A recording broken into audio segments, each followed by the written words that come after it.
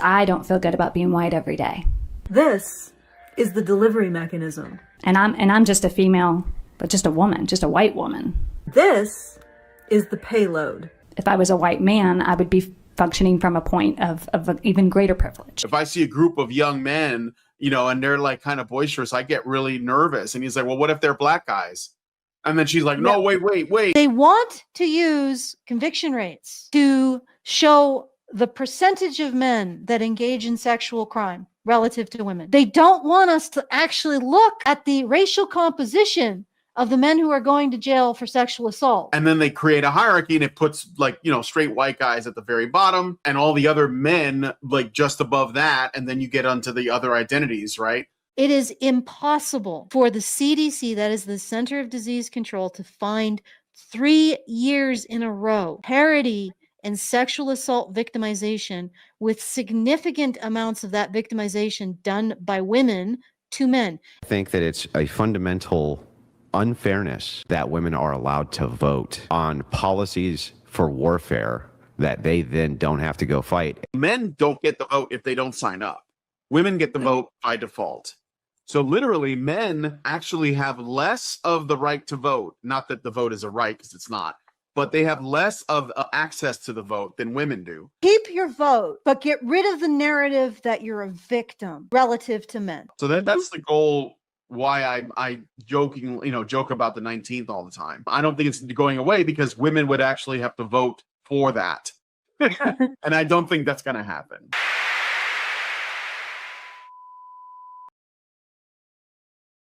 Yeah. All right. Good morning, good afternoon, good evening, wherever you may be, and welcome to Honey Badger Radio. My name is Brian. I'm here with Allison, and this is it's Maintaining Frame, and we're going to be talking about an article from, it's being shared on the Daily Wire, but it's about a study that was conducted that finds that women are more likely to support political assassinations. Seems like a relevant topic. Yeah, relevant, and also a little bit poking holes in that whole narrative of the angel in the, well, I guess they're not in the house anymore. The angel everywhere, forever, wherever they go, that shits glitter and sneezes pearls or whatever, cries amber. I'm getting a little mythological at this point, but yeah, it's a poking the hole in that whole narrative of women being the more nurturing gender. Well, maybe sometimes, maybe not, maybe. We'll see. We'll find out. Yeah, so we're going to be looking at that today. Before we get started, though, Allison, do you want to do the things? Of course. All right. So if you would like to send us a message, the very best way for you to do so is feedthebadger.com/justthetip. We get the full benefit of whatever funds you send, and you get the full benefit of sending your comment, not through YouTube's comment wood chipper. And so once again, feedthebadger.com/justthetip for those comments. Please, guys, send them up to take a moment to load it up so you are ready to send your comment through. We want to hear it. All of your various, criticisms. Well, if you want to support what we're saying, if you want to add something, if you want us to talk about, well, maybe not Jello wrestling. Let's put a few of those comments, please. So feedthebadger.com/justthetip. And if you want to support the show, the fundraiser is live at feedthebadger.com/support. And there are some other ways to help out or take part with the community. BadgerNation.online if you want to get in our Discord, which has additional resources to make these arguments and turn yourself into a machine against the narrative. So look in the low bar for everything.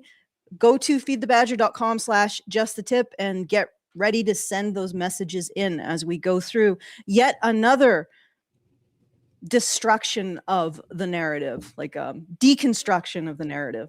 All right. So Brian, take it away. All right, let's look at this article. So this is from the Daily Wire. It is entitled, "Women Are More Likely to Support Political Assassinations, Poll Shows. Majority of Americans now saying killing Trump or Mamdani would be justified, new poll finds." So that's like the subtitle within the title. Okay. I no offense, but I feel like one of these things is not like the other. Or yeah, well, yeah, a little bit, I will say that and again, like, this is a study, take it with a bit of a grain of salt. It doesn't necessarily reflect like the general populace, but I think the study was originally had one intention, and it got an unexpected outcome, at least from on the part of the Let me people who guess. conducted the study. And so they're posting their findings. Well, we'll just read the article. No, So, let me guess. Let me put my guess all right. in first. All right. So based on feminist confabulation, they assumed they would find that women are less likely to support political violence, and then they find that women are more likely to support political violence. And I'm sure we're going to. I feel like the probability is high that we are going to be enjoying a lot of mental gymnastics, but maybe not in this article. But if we actually looked at the study itself, I think that we would find a lot of very elaborate mental gymnastics to explain how this doesn't actually negate feminist confabulation. Because as I have found out over my 25 years of study of feminist science, feminism has no predictive value. In fact, it has negative predictive value. So if you take what feminism would predict in any particular situation and you invert it, you are much more likely to land on what actually you find when you investigate reality. So these are my predictions. Now, I don't know if the article itself will deliver on them, because maybe it's just trying to honestly talk about this. Who knows? But I imagine if we'd go to the actual study that we would find a lot of gymnastics trying to fit this assertion, trying to slam this assertion into the feminist framework.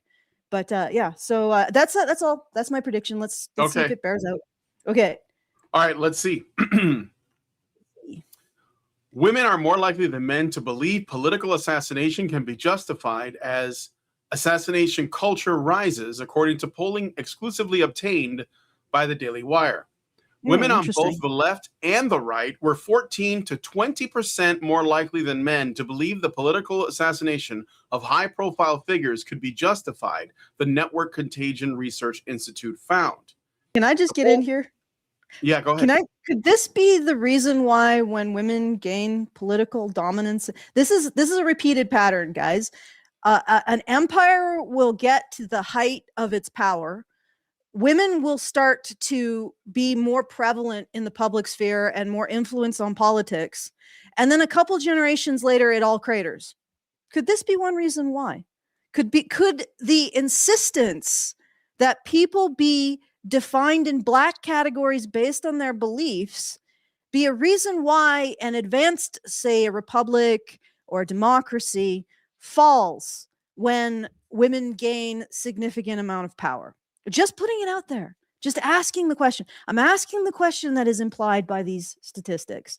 That maybe we need the group of people less likely to think that killing the person who disagrees with you or is currently debating with you is not a really productive way to conduct yourself if you want an advanced system that actually can solve problems. Thoughts? I don't know. I'll throw it out to you. Maybe I'm just completely off the wall here. I don't know. Guys could tell me. It's kind of wild. Okay. Yeah. All right. The poll comes amid a spike in political violence marked by the assassinations of Charlie Kirk and United Healthcare CEO Brian Thompson, as well as the attempt on President Donald Trump's life. What is most surprising about the findings, according to NCRI's co-founder Joel Finkelstein, is that those who justified political assassinations were not part of traditional high-risk groups, but people of all persuasions and demographics. So high-risk groups are basically men, is what they're... Men squared. Yeah, white men, or as presumed by the sort of like establishment, our media, our institutions. Yeah, but in particular, they found one demographic. And the thing is that people who study like terrorist groups know that women are not like innocent bystanders. Oh, I just got us demonetized. Sorry. They're not innocent bystanders in all of this. They're actually the functional core of these groups. So they're the ones who are inspiring and directing the violence and keeping the continuity while men are going out and killing themselves. Right. So when they say that men are a high risk group, for what? Okay. Like, have you noticed? So, for example, this is not a terrorist group, but the polygamous moran communities, they never seem to get rid of them, even though they keep arresting the men in charge periodically. And why is Mhm. that? Because it's the women who are the ones who actually have the power of continuity and recruitment.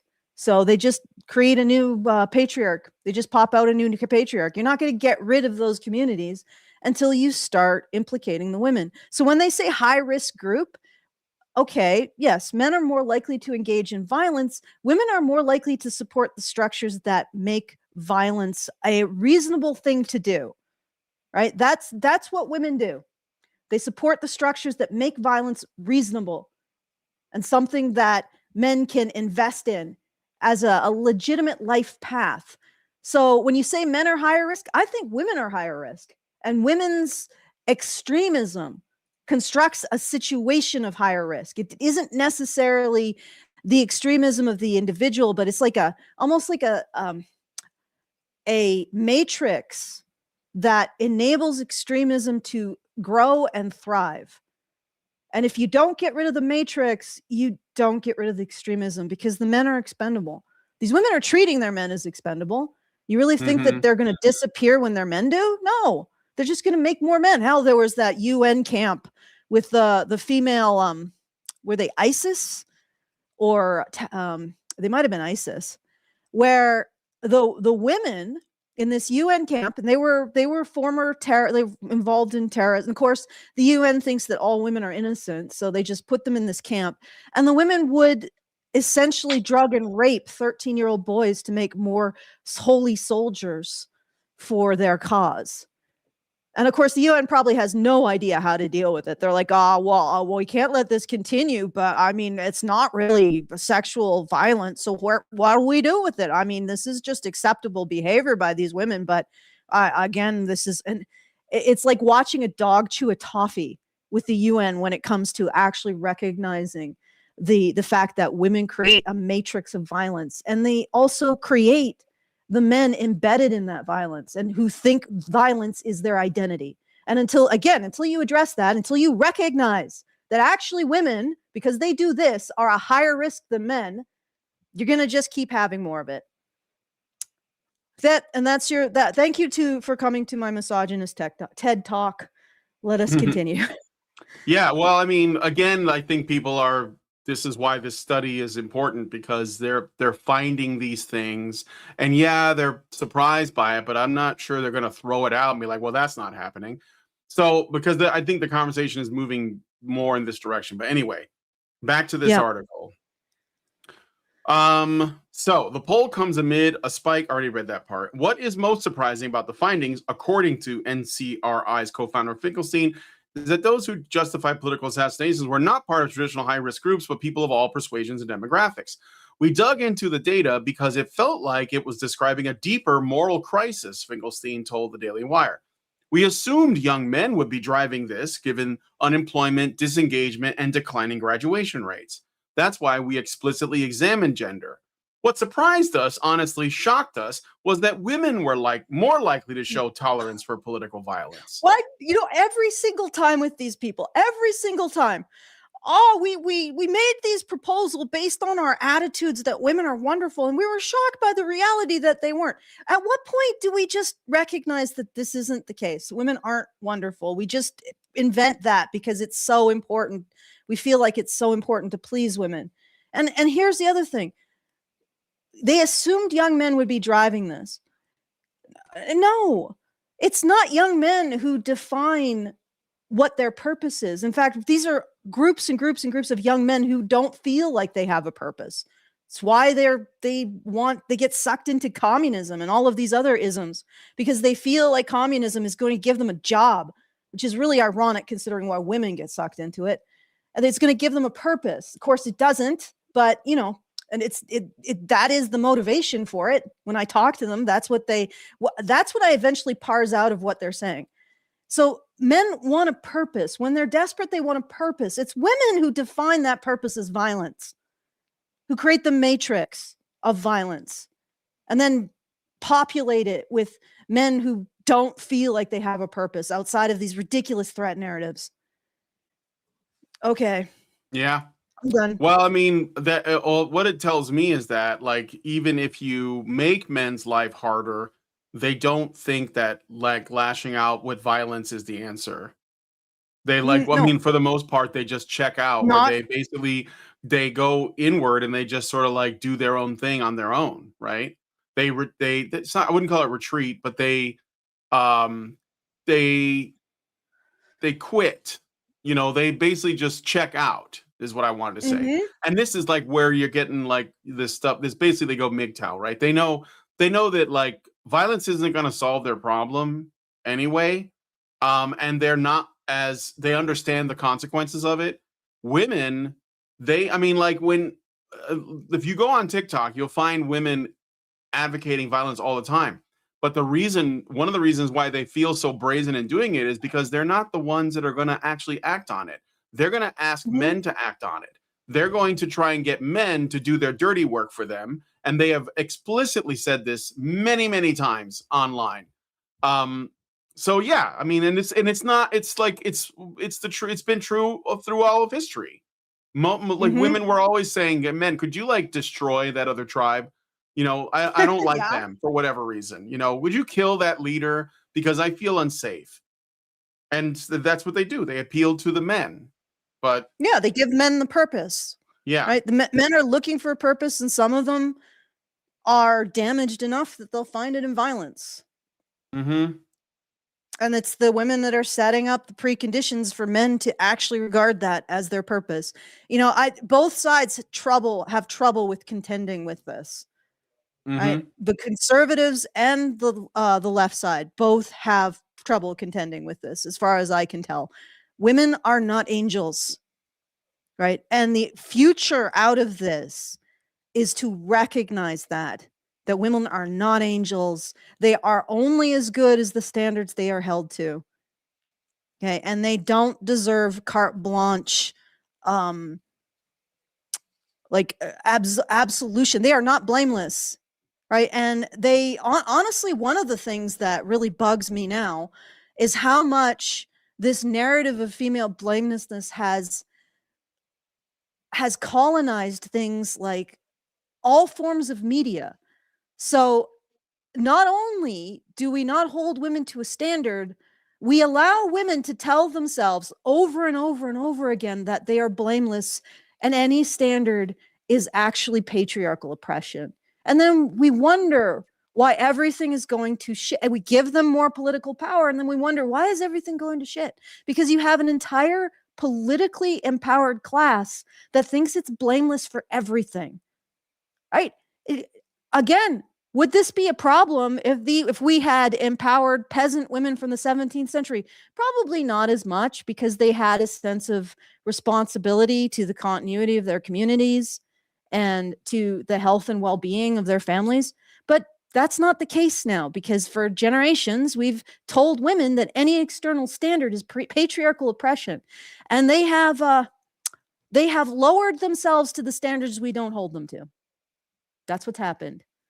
And Mm-hmm. again, like the instinct, the knee-jerk instinct I even see among conservatives is to blame men. Oh, you're not leading them enough.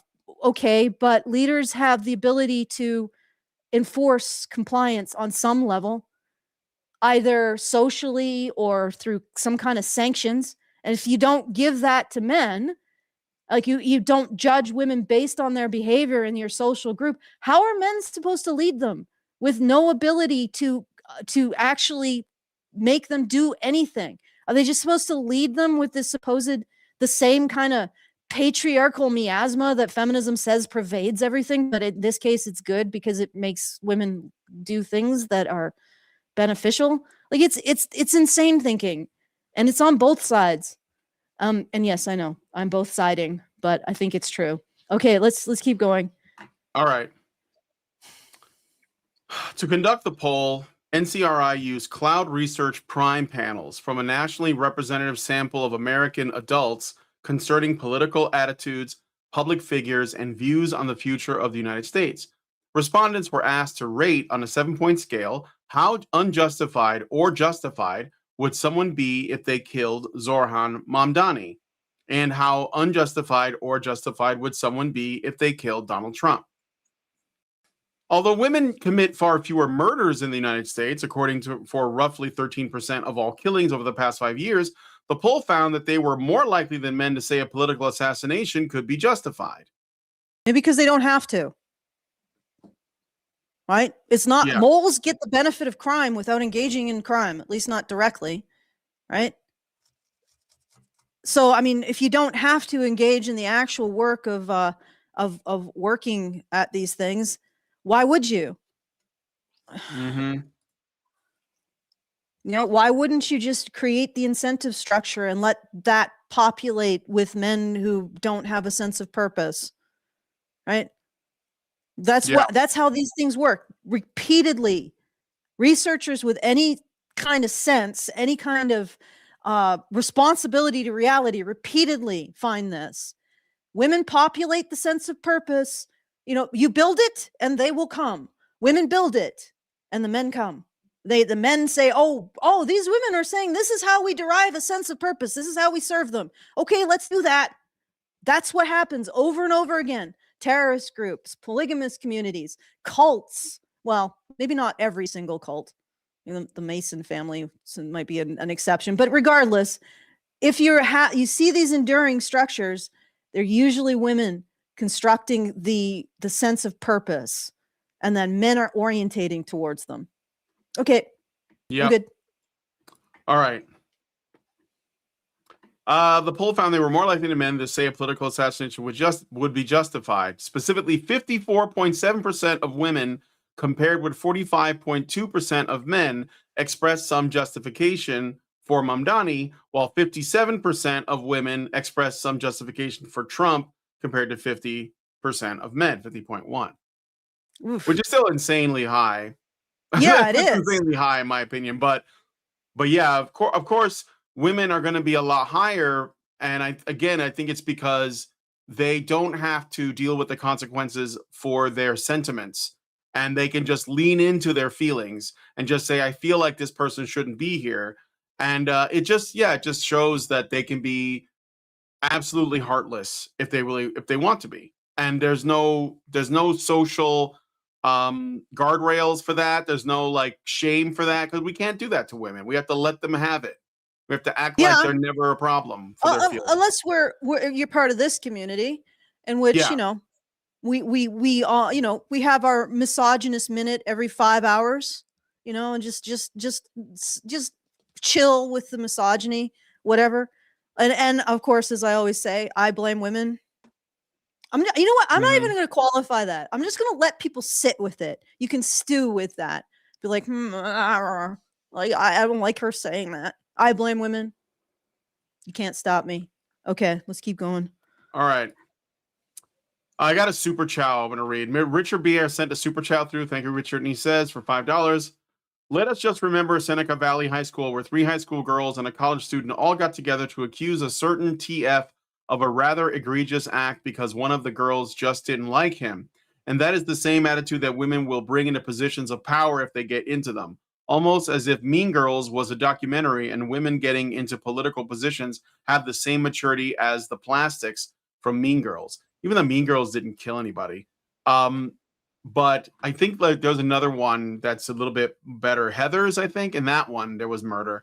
So maybe that's a better way to compare it. But anyway. Or Jawbreaker. That was another one. There's a lot of those. We used to have like media that talked about like, when women go bad, like why this is something you should be aware of. But for some reason, we're not allowed to do this anymore. We have to justify it. But anyway, okay. So then we have the chart here. Let's go on to the next thing. Looking at the results for women alongside broader social trends, Finkelstein offered a hypothesis for the pattern. Okay, here's the hypothesis. I feel like he's gonna be wrong, but let's find out. Over the last decade, women, especially younger women, have become more politically polarized, more emotionally moralized, and more immersed in online political identity formation, he said.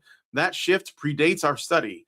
What we're seeing now may be the downstream effect of those longer-term changes. What does emotionally moralized mean? Okay, No, I'm doing they're I'm doing a moralizing, definition. they feel like self-righteous, basically. Women are more Couldn't you just say self-righteous. self-righteous instead of like hiding this behind, oh wow, academic speak? What does emotional moralizing mean in academia? I don't know. Are you gonna look it up? Yeah, I am looking it up. Can you hear me? My aggressive Yep, I typing. can hear you typing. I will play some sounds for that. That wasn't quite the one I wanted. I hope that was a commentary on me. No, no. I thought I had something else. You need There we you go. need like the thriller montage music as I do my typing. Okay, in academic context, emotional moralizing usually means treating moral or political claims as if they're justified primarily by how strongly one feels about them, rather than by argument. What? Well, I'm just thinking like you mean 99% of how women think. Yeah. How strongly one feels about them rather than, but I get to say that because I'm a woman who tends towards wanting my arguments to be sound on logical, systemic, and rational principles. And I noticed how often that gets me in shit with other women, right? Okay, so primarily by how strongly one feels about them rather than by argument, evidence, or clear principles. Now, having said that, men do also do this as well, but usually it's like women do it like directly, like how I feel about this emotionally. Men do it Mhm. as in, how does this reflect on my sense of purpose or what I think my goal is? How does this reflect on my connection to a goal or a sense of purpose? It's a bit different. All right. So, evidence or clear principles is less a formal theory and more a critical label for a style of discourse. Core idea: emotional moralizing frames disagreement as a test of character. Good people feel X, bad people don't. Like Brian constantly says, we are the good people. Therefore, we think the good things instead of a contest of reasons, datas, or competing theories. Now, here's the thing, okay?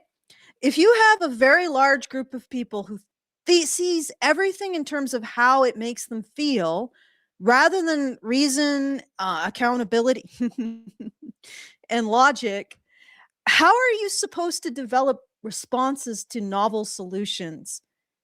Really? Like, think about that. I mean, the reason why, for example, the Roman Republic was so successful because they had a lot of debate about things that happened. And they didn't do this, you're wrong because I disagree with you thing. They actually Mhm. had debate, and that's why they could develop solutions, right? So a culture that's effective enables debate over solutions. Otherwise, it becomes fragile in those solutions. And if you have a whole bunch of people that are defining things based on how it makes them feel rather than functional reality or goal setting, that's that is a recipe for dysfunction on the level of dealing with real life issues, like real life non-negotiables. You get what I'm saying? It's like this is not functional. Okay, sorry. No, it's fine. I'm done. All Yeah. right. I hope I'm conveying something. Should I keep going? NC Huh? No, let's finish this up. This is interesting. So, core idea: emotional moralizing frames disagreement as a test of character. Good people feel X, bad people don't. Instead of a contest of reasons, data, or competing theories. Do you guys recognize anything in this? It treats certain emotions, i.e., outrage, empathy, disgust, as self-authenticating evidence of moral truth, rather Yes. than as psychological states that are themselves need to be examined and justified. You know what's interesting is that I have seen women, like take Natty. She weaponizes this idea that you are expressing things because you are emotionally incorrect. That's what she's Mhm. rolled out with me. So I talk about these things not because I've stepped through the logic carefully, step by step, and I've come to these conclusions, regardless of how much they make me make me uncomfortable or aren't flattering to me as a woman. I come to these conclusions because they're pointed to rationally, right? Instead of that, I'm being motivated by improper emotions, according to her. And that means that all of my conclusions are suspect. And then I've told her repeatedly, well, I could turn around and say that you are improperly emotionally motivated. Therefore, all of your conclusions are suspect. So where do we go from there? Right? That this is ultimately the only way to decide that, when it's emotional motivation, is force. The only way to come to a consensus in this universe where people are suspect not based on what their arguments, but their emotional reasoning for making their arguments. How do you resolve a disagreement? The answer is force. The only way you can resolve a disagreement is by killing it. And we're seeing the results of that kind of rotten thinking, right? And because you can't actually argue the disagreement, because that's not legitimate, because the disagreement, your arguments all fold back into your emotional reasons for making them. And I pointed that out to her, but I don't think she understood. That what she's doing is sort of evil and will result in terrible amounts of violence. Okay, relation to moral emotions. Academic work distinguishes moral emotions, guilt, shame, empathy, indignation, from non-moral ones because they track norms about right and wrong and influence moral judgment. Emotional moralizing is what happens when those moral emotions dominate the justifactory space. Oh God, academia. The fact that a situation elicits strong guilt, shame, or indignation is proof of a moral verdict instead of a starting point for critical reflection. How it shows up in academia. Like for me, whenever something seems too easy, I'm like, yeah, no, this can't be true. How it shows up in academia. In teaching and research cultures, emotional moralizing can appear as expecting certain affective performances, i.e., visible empathy, anger as injustice, as indicators of scholarly virtue. Who gets to decide who we feel empathy for and what counts as justice? Whose emotional framework reigns supreme? See, it all reduces down to force. It has to be the one who has the monopoly on force. Pathologizing or morally condemning emotional nonconformity, i.e., treating a cooler analytical stance as morally suspect. I feel like I'm being like I feel like I'm in this somehow, rather than just methodologically different. In argumentation, Brian, that's exactly what Natty was saying. Do you remember that? What was it? What Well, was because exactly I have a cooler, methodologically different affect. She basically said that I'm autistic. I'm even more driven by emotion to pursue my reason and account reason, and therefore it's illegitimate. So what it means is if you don't pursue things in the frame of emotion and instead pursue them in a in a cool and analytical way, they say that itself is illegitimate, Brian. Yeah. In argumentation, it includes substituting affect-laden speech, harm, safety, trauma, for clearer causal or normative analysis. Using emotional impact on audiences. I think that might be a bullet point, might be a little bit confused. Using emotional impact on audiences, students, peers as primary warrant for policies or positions instead of pairing it with careful empirical and conceptual work. Oh, so you substitute affect-laden language, harm, safety, trauma, for clear causal or normative analysis. So basically you just find the people who are hurt and in need, and then you center them. And you deny the legitimacy of any kind of merit or expectation of ethical behavior or work or anything. What does that sound like? Distinction from legitimate attention to emotion. Work in moral psychology and philosophy argues that emotions are central to moral judgments and can encode real evaluative information. Yeah, I've never found that that's really the case. I mean, emotions are great motivators, but they're not really good at setting the direction. Right. The difference is legitimate moral emotional analysis. This anger guilt might be tracking a value or injustice. Let's test and interpret with reasons and evidence. Hey, I'll believe that when the moral emotion analysts actually allow the black categories to be included in their analysis of whether or not emotions are recognizing an injustice, because they don't. Emotional moralizing, the anger, guilt proves the value claim. Questioning it is itself morally dubious. Okay. All right. So that's what he means by emotional moralizing. I think it does actually map. Yes. So, all right, let's Yeah, continue. I mean, I would think it's obvious. Yeah. but yeah, it's still, I guess it needed to be said. So, let's see. I'm just checking to see if I More missed any immersed. super chats or super chows. So, let us continue with the article. NCRI ran a similar poll in April of 2025 that specifically tracked assassination culture Wait, I think among you left. skipped a paragraph, didn't you? No, I read this No, already. you didn't finish that last line. I interrupted you. I Oh, think. okay. No. No, I think No, you did. I You did did. read that. Sorry. Yes.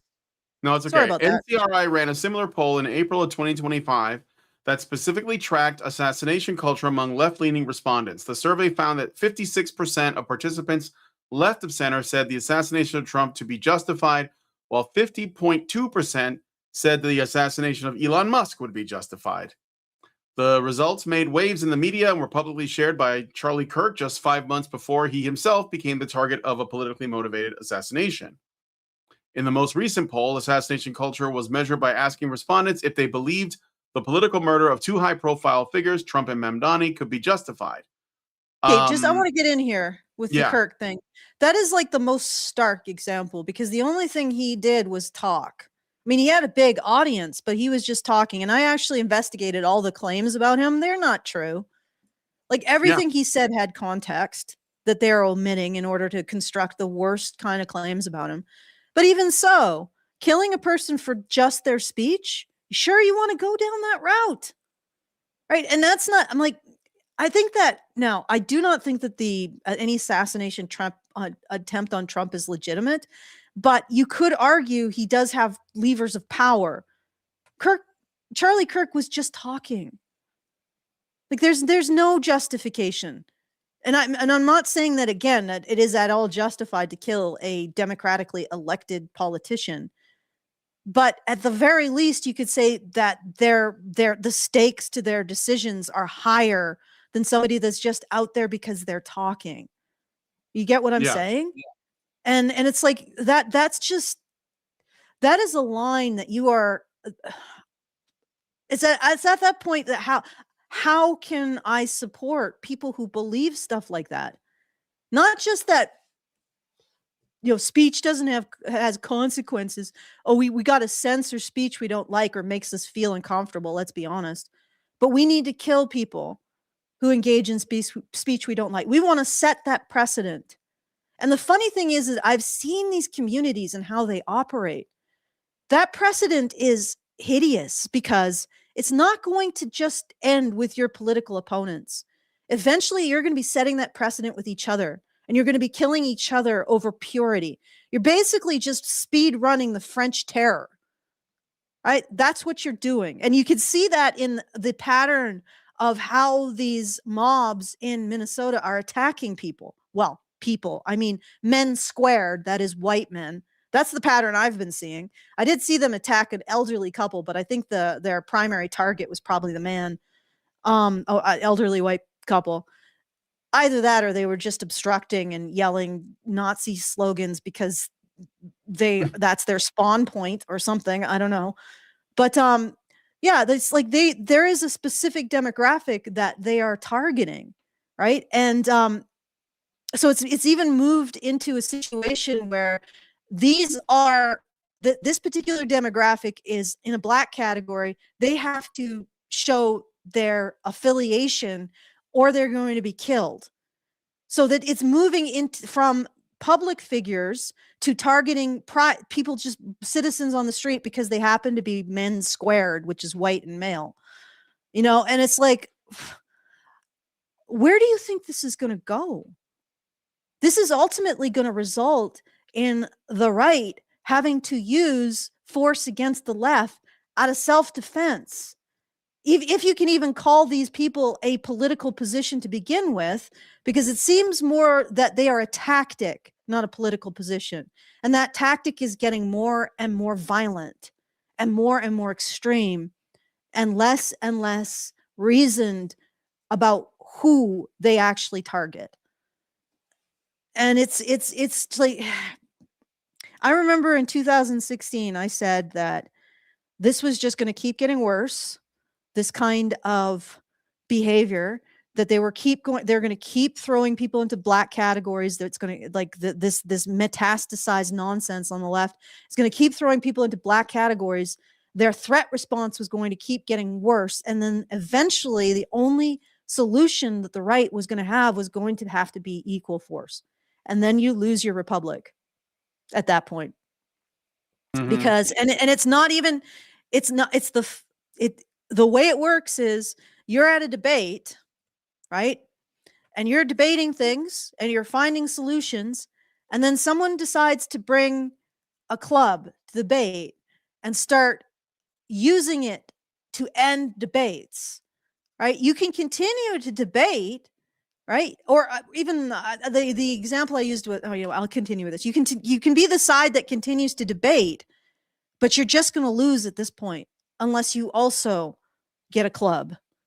And then your level of discourse goes from solving problems to beating each other into submission, which means that your ability to solve problems is gone. And that's how a republic dies. Yeah. Okay. Okay. So let me see here. Among left of center respondents, belief that politically motivated assassination is justified rose to 67%, while 58.1% of centrists and 42.5% of right of center respondents indicated at least some level of justification for killing Trump. Okay. Support for the assassination of Mamdani was also high, with 54% of right of center respondents and 53.9% of centrists expressing similar views. This is not broken down into gender, by the way. So, NCRI said the timing of the poll captured heightened exposure to real world violence, which they say may help to explain shifts in attitudes towards its acceptability. Okay. Wait, go back down. I want to look at this. This? Among left of center responses, belief that politically motivated assassination is justified rose to 67%. Oh, God. This is why we find it easier to talk to people from the right of center. Like, I mean, honestly, what we talk about probably offends everyone equally, but at least the right of center will be like, I find this offensive, but let me consider it, Whereas the lefts will be just like, kill. It's like, that's essentially, and then I get like left-leaning commentators in our comments saying things like, you guys are such right wingers. I'm like, that's not what it's about. Both sides don't like this. Don't like what we talk about. Both sides don't. And I've gotten into arguments with conservatives who don't like what we talk about because it is casting women not as angels in the house, but actual moral actors that seriously need some control, right? Some standards to be held to. And they want to recast that as, no, it's not women not being held to standards, it's men not leading them properly and stuff like that. Like, so they don't like it either. But they're actually more willing to listen to it without immediately trying to deplatform us, silence us, censor us, and throw us out of communities. This is the thing. It's why inevitably there is a more right-wing focus, or a more right-wing stuff comes in, because you say you're a left-wing men's rights advocate, but then you treat anything that is disagreement as an existential threat that needs to be neutralized, right? Stow that shit. Stow it. And stop attacking men. Okay. The question is that enough? I would ask is, if no, because like it is not debatable that I get way more success when I have guests on, I have far more success with right-wing people than left-wing people. So the Yeah. question is, and it's not like I don't try. So then the question I ask myself is, why? What This why is it. is it that even if what we say offends conservatives, why are they still willing to talk to us? And even if what we have to say might benefit to some degree, like, leftist ideology, or at least like there's something to be had because it's a human rights issue we're discussing, why won't they talk to us? Well, and when they do talk to us, why is it such a high level of threat? Like, Right. and like that we need to be silenced. Like, What do we they are in stand? dialogue. Let me put it this way. What does the right stand to gain by talking to us, and what does the left stand to gain by talking to us, or lose by talking to us? Yeah. Well, because the I thing mean, I'm is not that going to what answer the the left, question. I'm just going to put it out there, because if there are people who don't want to talk to us and they know what we're about and they know what we stand for, but they still okay, think that we're like the worst people ever, then there must be something that they don't want us advocating for. yeah. Well, I mean, I would say that the dialogue that we're having with the left is more with the censorship and the deplatforming that we deal with. They find us incredibly threatening. So they don't even talk to us. They just influence platforms like YouTube to delist, deboost us in the algorithm. I mean, it's not just that. I mean, that is confirmed. That is confirmed. We are subject to deboosting and shadow banning because they are extremely threatened with what we say, and that is in their literature. They write it out. I mean, they won't say, "Oh, we're frightened by them," but they will treat us like a very dangerous node. And of course, these people do have levers on social media platforms, and they use them to deboost us. This is something a repeated pattern that I've noticed is that we will find a topic that really hits a nerve, and we will get a gigantic spike in traffic. And then immediately after, we'll get even worse numbers. Why is that? Because we blipped up on their dashboard and they said, well, let's put another 100 kilos of counter pressure on this. We don't want to have this come out. And this is specifically the individuals who espouse left-leaning talking points. Now, I honestly think that they only espouse them because they protect their activities. So what they're really protecting is a narrative that essentially negates any kind of external oversight over all kinds of completely politically neutral behavior. Like violence, political violence is pretty much neutral. Anybody can employ it. Bureaucratic graft. But in particular, these narratives defend these things because they deny all outside oversight as patriarchal oppression. So we are threatening the shield of a whole bunch of really bad, corrupt actors. So you better believe they're going to be pulling those levers to prevent us from being seen. But anyway, that's the dialogue that we are in with them. It is not a direct dialogue. We are in a direct dialogue with conservatives, because even if conservatives disagree with us, they'll think about it. And this is why. Because they aren't immediately in a moralizing frame. Okay? And again, we have to contend with this. I'm not saying there aren't like left-wing male activists, male rights activists. I've seen them on Reddit, and they do great analysis. For example, they've done great analysis of the latest CDC chicanery with the National Intimate Partner and Sexual Violence Survey, right? Good analysis. But they have to realize that everything that they consider politically important, the very quote unquote side that they're on, considers to be being a traitor, right? So the left looks at the left wing male advocates and says to itself, these people are traitors. These men are traitors, right? Somehow the Bernie bros are traitors. Every time a group of men come together and have an independent thought, they are labeled traitors. So you have to ask yourself, like, yeah, This feels like it's moving right, but it's because the left has decided that men should disappear, are illegitimate, and masculinity is a toxin that needs to be eradicated. And I can't I can't avoid that conclusion from their behavior. So if you're on the left, I guess clean house. I don't know. Yeah. Okay, let's keep going. All right. So NCRI said the timing of the poll captured heightened exposure to real world violence, which they say may help explain shifts in attitudes towards its acceptability. While respondents differed in political ideology, the poll found a common thread among those who justify political assassination, a strong belief that America is in decline. So the main common thread is nihilism about the future. Among residents, yes? I think there are some things to be deeply concerned about, but nihilism, honestly, I think the most important thing that we need to deal with in terms of nihilism is the relationship between men and women.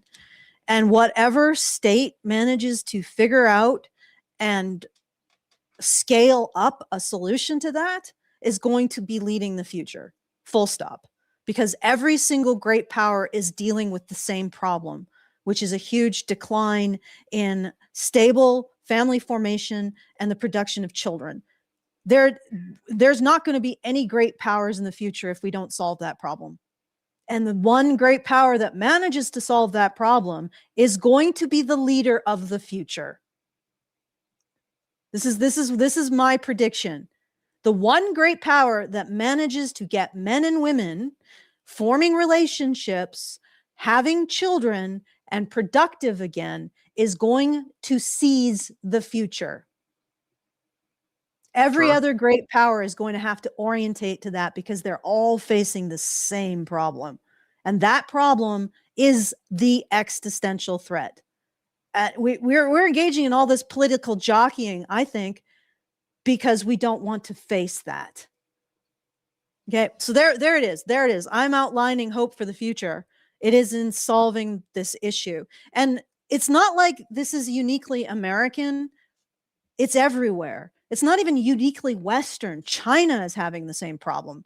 Africa is declining. South Korea, yeah. South Korea is Japan. dead in the water, right? It's everywhere. I think even Latin America. I mean, hell, they've managed to have collapsing birth rates without ever becoming prosperous, right? So this problem is worldwide. It's an existential problem for the species, and everybody is aware of it on some level. So if you want to be part of the future, you got to fix it.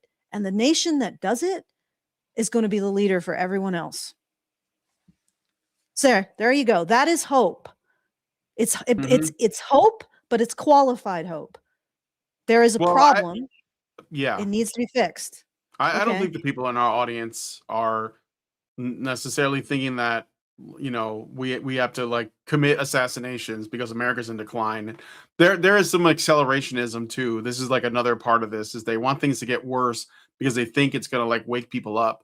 That's not how things work. But anyway, among respondents who said assassinating Trump could be justified, 70.3% also believed the country is in decline, while 59.8% of those who justified the assassination of Mamdani reported the same. Social media use was linked to support for political assassination. Left of center respondents who used social media the most scored 50% higher on a measure of justification for murdering Trump than those who used it the least. Who's on social media mostly? Is it men or women? Are there more men on social media or women on TikTok, X, Facebook, whatever the kids are using, Telegram, I don't know, WhatsApp, I don't know, wherever they are.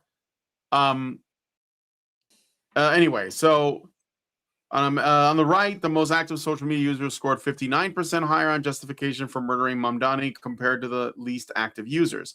Experts suggest that online platforms may amplify extreme rhetoric and normalize aggressive behavior. Yeah, that's possible. But again, among the weak-minded. But then you can use that. You can also make the argument that social media can amplify all kinds of things. I mean, there are people, BX has like done the work on this. There are places like Discord and forums and such, where there are bad actors who radicalize children by talking to them. And of course, the answer to that is for parents to like monitor what their kids do online. But like, yeah, I mean, I think all those things are true. But I think also, though, going back to what you said about the relationship between men and women, if you strengthen that bond, people are not going to be looking online for like communities or places of belonging because they have that. Or if they do, Exactly. it's kind of like a secondary thing. Yeah, it's going to become a secondary thing. When people identify as men and women in a positive relationship with each other, they don't turn into these mobs seeking a holy war against patriarchy, right? Yeah. They're more reasoned and accountable on both sides, right? The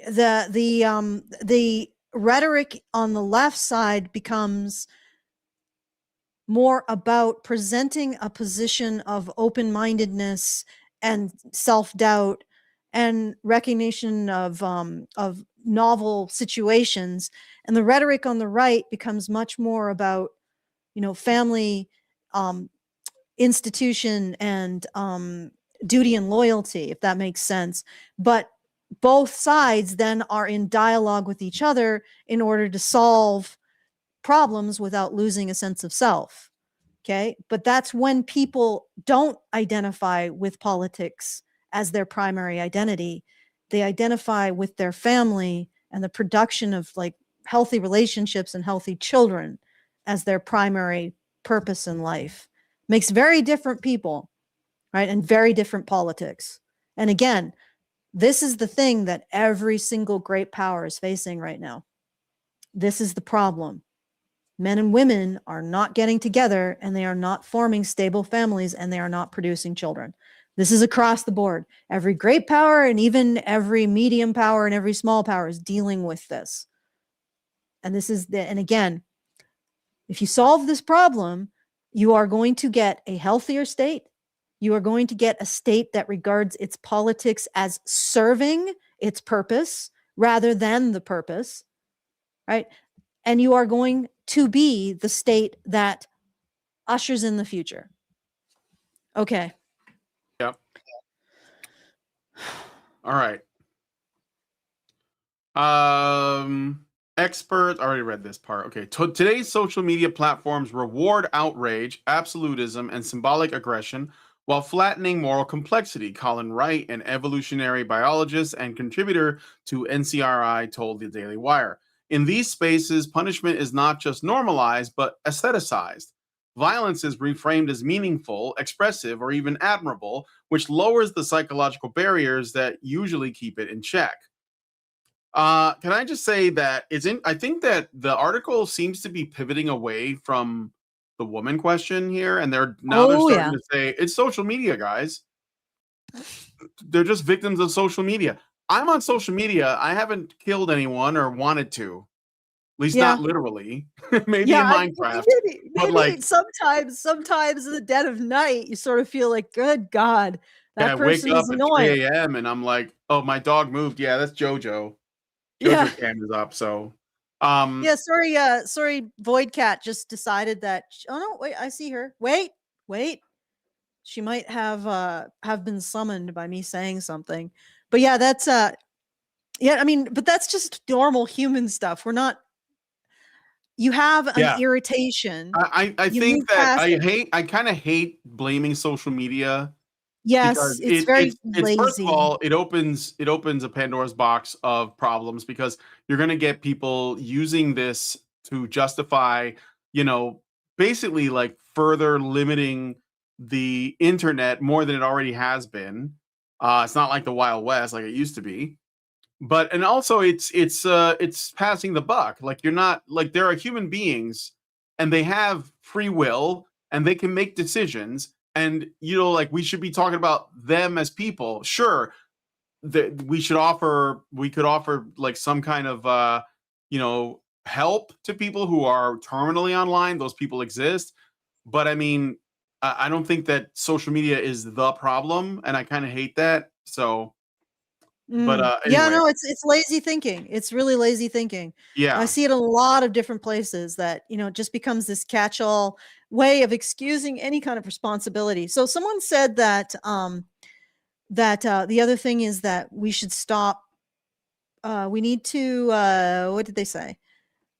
We need to. Special chat or regular chat? No, it was regular chat. We need Daniel Forgax said we will have to fix the issue of throwing children to strangers who could care less and calling it education too. Yes, 100%.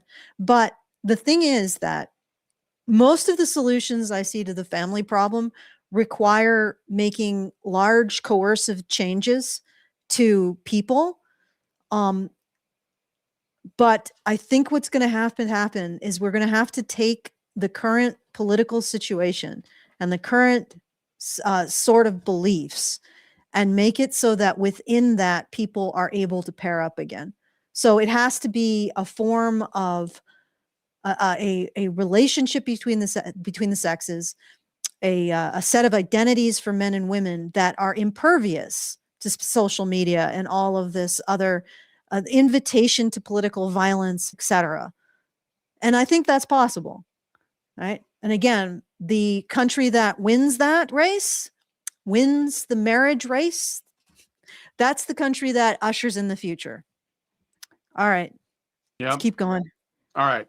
Looks like this is almost over. So, Yeah. age differences were also notable among respondents who justified political assassination. On the left, support was highest among younger adults, with 82% of 18 to 29-year-olds indicating some level of justification. On the right, the highest support appeared among those aged 30 to 44, with 73% expressing justification. So Zoomers on the left and millennials on the right. Or like that ballpark. I know some people don't like the generational. Can we go back to that?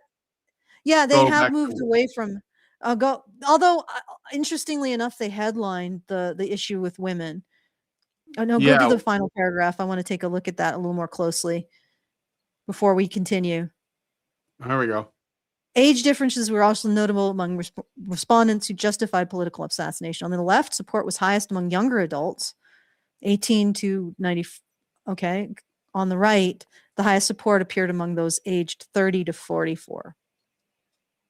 All right. So what that is people are taking politics as their identities. And it's probably showing up most among young people because they are the ones who have been so most propagandized against being men and women. That's what the feminist narrative does. It just basically makes it very uncomfortable to identify with being a man or a woman. You can sort of be one as like a category and a checkbox, but it's not like if you identify as a man, you identify with oppression of women. If you identify as a woman, you identify with being oppressed, right? And you can see that pressure on people. So they step away from these identities, which are, if you think about it, they transcend politics, they transcend nations, they transcend cultural systems, they transcend religion. Our identities as men and women are granted to us by things that are far bigger than any political identity could ever be. Far more liminal, whether you want to call that God or evolution, these are forces that act upon us that, we as individuals, we're a blink of the eye, right? These are huge forces that are far bigger than everything that we construct. So these identities are so fundamental. They are fundamental beyond belief. And this political structure wants to have control over that and wants instead for people to identify with politics. And the younger generations are generations in which that whole schema has been working. Like there's more momentum behind it on them. So they identify more with politics, and the additional factor here is when you identify more, when your politics becomes so entrenched in your identity, then any disagreement becomes an existential threat, which means you feel more at home with using violence against your opponents.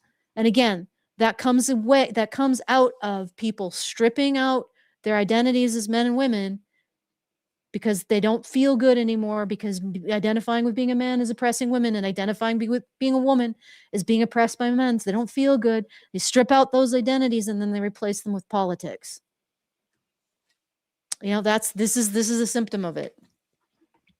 All right. Okay, Brian, you want to say anything to that? Do you think I'm full of shit? That's possible. No, I think it's true, especially because they are younger. And I think that maybe they're a bit embedded in this this political stuff, because it's been like dominating like our lives, because there hasn't been anything else really. Yeah. And I mean, all of it's kind of like from the same problem. And again, if you're not working on your personal life, you are going to look for like bigger, lower resolution things to address anyway, because you need to put your energy into something. So, well, yeah. For example, if you're a young man and you don't have any prospects and you don't have any romantic like options, you're just sort of like excluded, you're demonized, you're shit on. Well, in your personal life, you might not have much to do, so you end up looking at like bigger things that you'd like to do or you want change, right? And yeah, it's partly because of the identity thing that you said. But I think, like, for example, people like I know a lot of young people that I go to church with, and they are married, they have jobs, they have their own businesses, or they live on a farm. They have stuff going on in their life. They don't know what's happening on the internet because they're too busy, and they're happy. Well, there's a difference They have a purpose, like they're doing something, but it's a real purpose. It's not just something filling the void, right? Yeah, They're raising children, or they're managing their relationships, or whatever. So because of that, they're not looking at what's these sorts of, like, I don't want to call them distractions, but they're like less important, really. The politics are subordinate. So, for example, if your goal is to produce a family, to run a farm, to be married, you look at politics in terms of do these politics serve my goal? And that's a very pragmatic way of looking at politics. Whereas with people who don't have that as a base, they look at politics as in, how do I identify? How does this express my identity? And how do I identify with these, or I identify with these politics because they give me meaning. In one case, the politics gives the person meaning. In the other case, the politics serves the person's actual source of meaning, which is family, community, farm, business, and relationship. You see the difference? Yeah. And that's why political violence makes sense to these people. Okay. Can we go down to the comments and just go through them? I don't know if I can look at comments because this is an archive link. Could try, maybe. I could try. Oh no. Well, no, it says yeah, I can't look at the conversation. I have to start an account. Huh? Yeah, I looked at the comments, but I guess you can't. Yeah, I did. I was like looking at them. I was like, this is slightly interesting. Yeah, let me see if I can't see them. Can you just tell me what they say? Sure, I could. Okay, let's see what's going on here. Just read some. Yeah, let me see if I can access them again. Maybe I just hallucinated them. No, it seems like they've disappeared now. Did I hallucinate this? Maybe that if they're on a separate link, I can maybe try archiving it if you send me that link. And then it'll open, it might open the archive. I'm not really sure though. Yeah, I'm just wondering, because I'm pretty sure there was a couple things that I did. If I can track down the actual comments, I exported this as a PDF to put it into Perplexity as like not necessarily like just to like give some subsidiary text suggestions. Maybe, well, you know what? From what I remember, they were pretty sane. They're like good. They're not as based as what we say, but they weren't like freaking out, which is something that a lot of people do when you criticize men, or criticize men. What am I talking about? When you criticize women, Yeah. Yeah. So, okay. Well, All right. Well, let's see what some of the comments say sure. in You our mean in chat, our our live chat. in our chat? Yeah, yeah. Yeah, How about yeah. that? So, go to the vertical first and see. Mabu Noor says most men are manginas. Well, I don't think that was in response to men supporting assassination. I think they're sane. I don't know if that's like what you're getting at, but I think not wanting to murder your political opponents is actually like a normal position. It's not like a side position. It's like being a mentally healthy human being. is that? Uh, Selena Girl says, Yoko, sorry for your loss. I assume that's for you. Yeah. They're long gone, I think. But William Branch says, sorry, we need to devote women. Well, good luck with that. You're gonna have to get women to do it.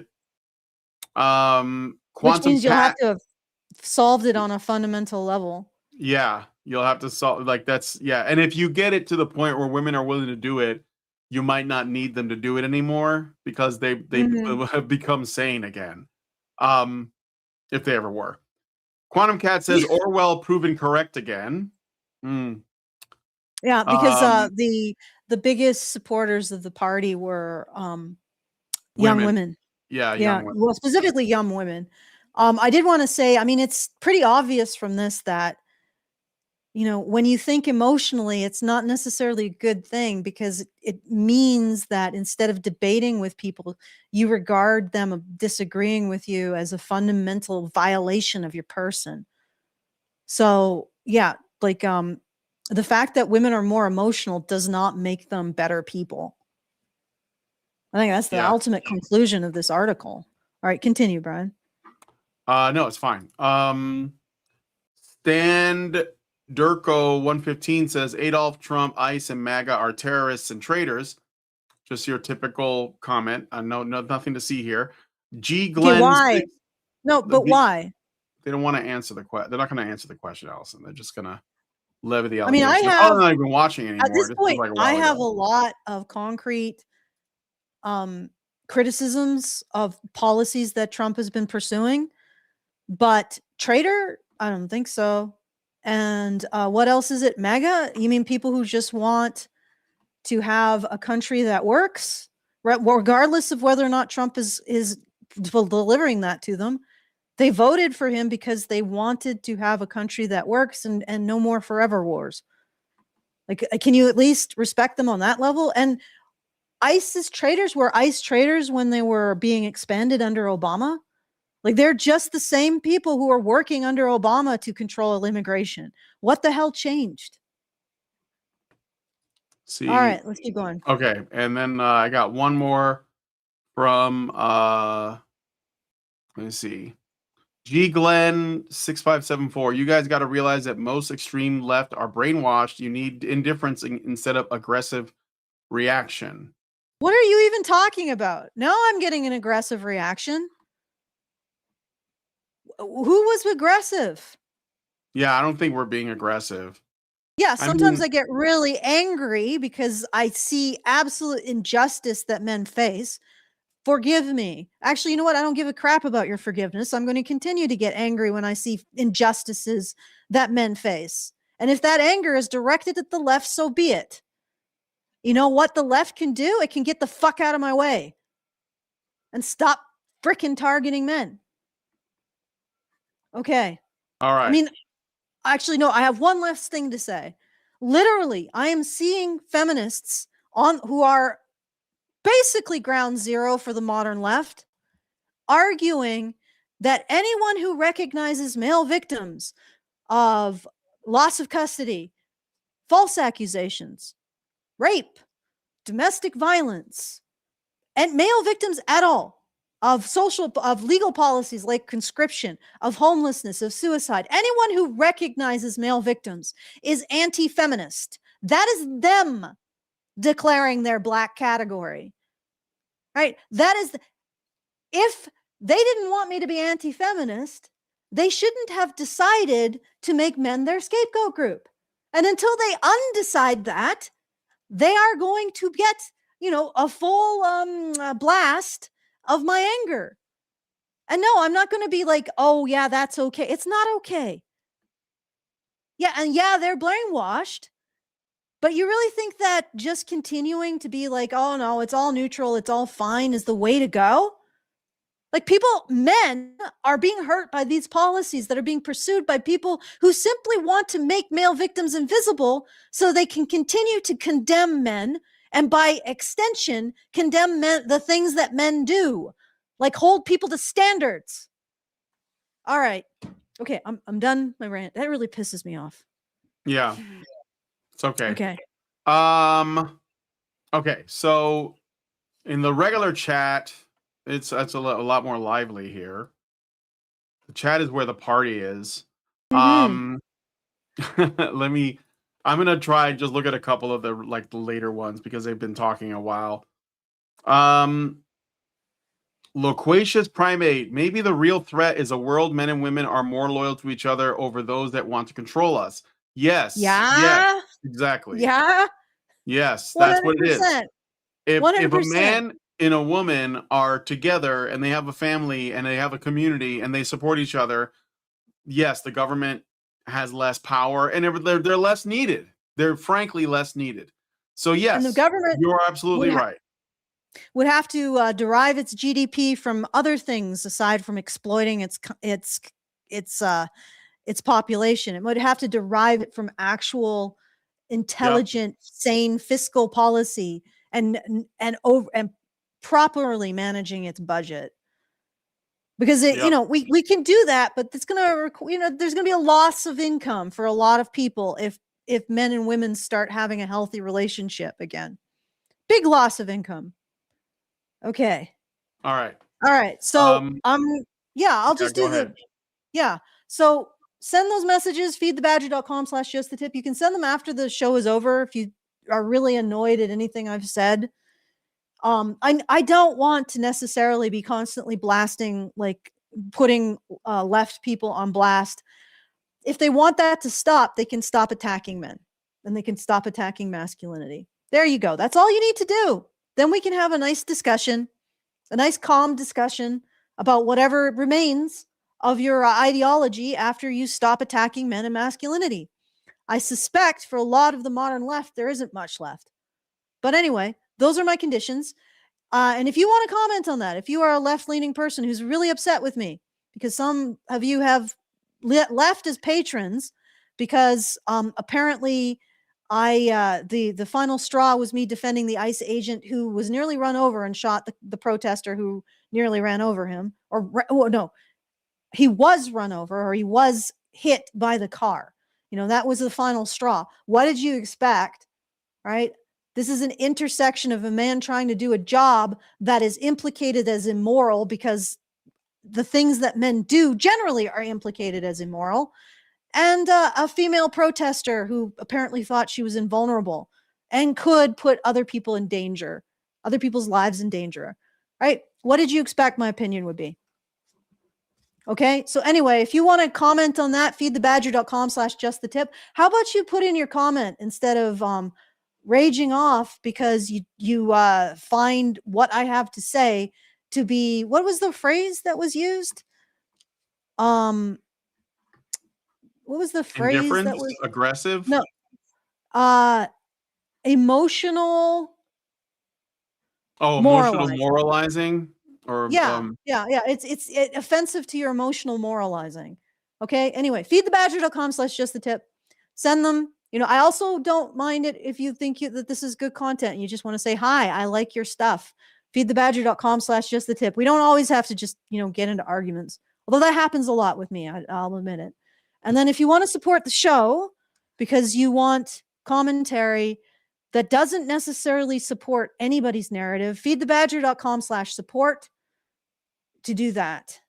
Accept the narrative that men should be cared about and deserve compassion. And that maybe, society shouldn't just consider disposable the very thing that enables us to continue to have a society.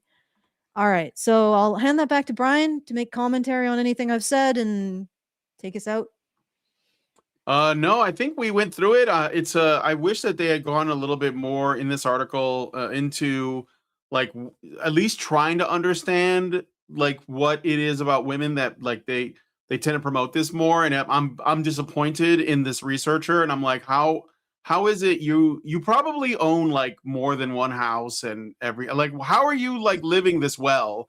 And you haven't even said, maybe at the very least, you can get into like evolutionary psychology or whatever on it, but like at the very least, you have to understand that if you live in a bubble as a woman where you are like living in the most prosperous, the most abundant, the safest, and the most well protected part of the world in human history, which is the United States, right? You are the freest, the safest, the least likely to starve, the least likely to go homeless, the least likely to have your kids die. Like you are doing so well, and yet you are miserable and angry and afraid.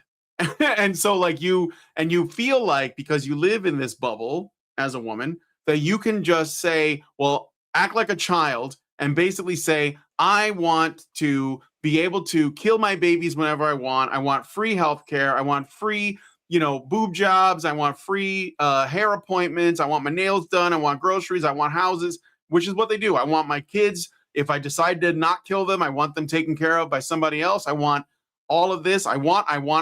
No, more than that. I deserve. And when somebody says, well, we're gonna elect this guy because he's gonna save the economy, close the borders, whatever it is, do reasonable things that don't benefit this woman directly, the woman's reaction is he has to die. And that's literally what we have seen and are still seeing is women on TikTok and on X and on other social media platforms saying who's gonna do it, who's gonna step up, who's gonna take one for the team. Of course, they say that because they're not going to do it. They're just expecting a man to step up and say, I will do it, tips fedora, and go take care of it, even if it means, he ends up in jail forever or dies trying or whatever. And they haven't even thought to ask the most pampered, the most well taken care of, the most spoiled people could ask for or just sort of like normalize the idea of using violence to get what they want. I mean, it makes sense to me. So I don't know why they're not going there. At least like I hope that they revisit this at some point and they do actually start to think about that. So anyway, Yeah. those are my thoughts on that. Okay. So all right. So again, feedthebadger.com/justthetip. You can send a message at any point after the show is over. You can say hi to VoidCat and feedthebadger.com/support if you want to help us out. And BadgerNation.online if you want to join our conversation, see all of the resources that go into the making of these shows and my opinions, because I source everything. Everything that I say usually is underwritten by a study. Sometimes even feminist studies, because the science can be sort of good when the conclusions are absolute crap. But yeah, so if you're interested in that, BadgerNation.online. All right, I'll hand it back to you, Brian. Okay, well, if you guys like this video, please hit like, subscribe if you're not already subscribed, hit the bell for notifications, leave us a comment, let us know what you guys think about what we discussed on the show today. And please, please, please share this video because sharing is caring. And be sure to say goodbye to JoJo or give him pats if you don't mind. I don't get to show him off that much because usually when we do the shows, it's later and Lindsay is home and JoJo's with her. But when she's at work, he's in here with me. So, and I don't get to show off Scipio at all. Yeah, it's okay. We got active. VoidCat. We've had VoidCat appearances lately, so that's okay too. She's really liking her little containment sphere or containment cylinder. Yeah. I've appreciated that. I don't know less VoidCat related JoJo and VoidCat should ever meet. I don't know what would happen, so it could be a yeah, problem. I mean, Scipio is fine with VoidCat. Like JoJo has never really gotten to spend time with a cat. He is really intrigued by them, but it comes across as aggressive. I don't think he would hurt anyone. I don't think he would, because one time I went to a dog park and some guy showed up with an albino turkey, a huge turkey, and he was walking around the dog park with the turkey, and he insisted I bring my dog over, and JoJo was slobbering at the turkey. But I brought him over, and Jojo didn't kill it, so I was grateful for that. He just sort of smelled it, and that's all he wants to do. He wants to. He's a hound. He wants to sniff things. So, yeah. Anyway. Scipio's pretty good with the cats. So I mean, if you raise a dog with cats, they tend to like cats. Although cats outside of the containment unit that Scipio thinks cats should be in might get chased. Yeah. Right? So and then he's like, I must contain you because you are outside of your containment unit, cat. Although he does not like cats in cages. He's particularly offended by seeing cats in cages. Who built the cages, Joe? Yeah. Okay. All right. So anyway, yeah, thanks guys for coming on the show again. Like, share, subscribe, and comment. And I'll see you guys in the next one. Men's rights activists are machines, dude. Okay? They are literal machines. They are talking point machines. They are impossible to fucking deal with, especially if you have like a couple dudes who have good memory on top of that too. Holy shit, you're fucked.